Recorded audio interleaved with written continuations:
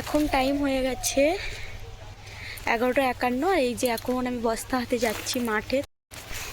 তো মাঠে যাচ্ছি আলু তুলতে। তো আলু না সব ইঁদুরে খেয়ে নিচ্ছে, তার জন্য এই যে বস্তা হাতে যাচ্ছি। তো চলো যাওয়া যাক। আর আজকে ওয়েদারটা দেখো, বেশ রৌদ্র আর ঠান্ডা আর নেই, অতটা নেই আগের মতন, কিন্তু একটু হাওয়া আছে। তো যাই হোক, অঙ্কিতা ঠাকুরটা দেখো আলু তুলছে মাঠে। তো ইঁদুর লেগেছে তার জন্য প্রচুর হাওয়া মাঠে। তো চলো।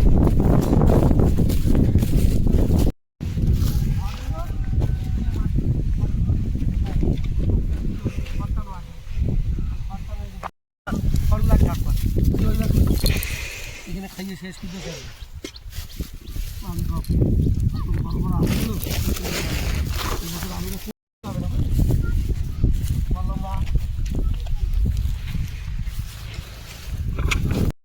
তো এই যে অঙ্কিতার আলু তুলছে আর এই আমি লেগে পড়লাম। তো যেখানে যেখানে ইঁদুরের গর্ত করেছে সেইখান থেকে আলু তোলা হচ্ছে। তো একটা একটা আলু হয়েছে অনেকটাই বড়, তো এখনো তোলার সময় হয়নি, তবু ইঁদুরের জন্য তুলতে হচ্ছে। তো বেশ বড় বড় আলু হয়েছে, কিন্তু খেয়ে নিয়েছে, খেয়ে নিয়ে একদম হাফ খেয়ে নিয়েছে আর হাফ আছে এরকম। তো ওই যে মিডিলটাই বেশি লেগেছে ইঁদুর। তো চলো, কত বড় বড় আলু হয়েছে দেখো। ছোটোগুলো একদম ছোট্টগুলো ভাজায় খাইয়ে নেবা, না খালি ওই তোমার সব শুকিয়ে যাবে। বড়গুলোটা থাকতে লাগবে, একদম বড়গুলো বাছাই করে যেগুলো ইঁদুর খাইছে ওইগুলো খাইয়ে দিতে হবে।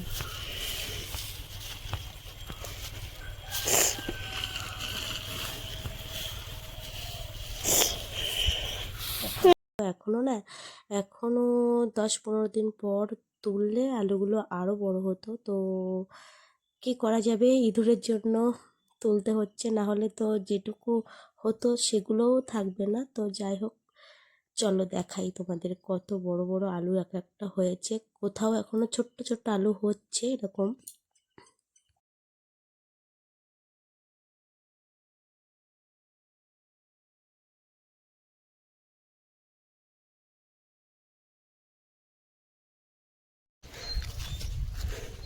তো দেখতেই পেলে আলু গাছে কেমন ইঁদুর সব আলু খেয়ে নিয়েছে। আর কিছুটা তোলা হয়েছে, যেখানে যেখানে ইঁদুর লেগেছিল সেগুলো তুলেছি।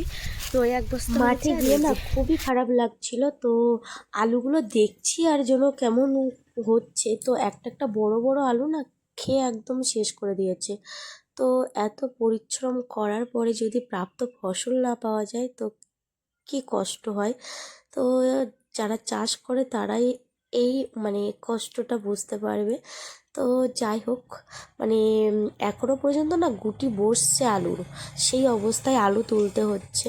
তো করার কিছুই নেই। তো বন্ধুরা, যেটুকু পেয়েছি সেটাই নিয়ে খুশি। আর এখানে এই ভিডিওটি এন্ড করছি। তোমাদের কেমন লাগলো জানিও।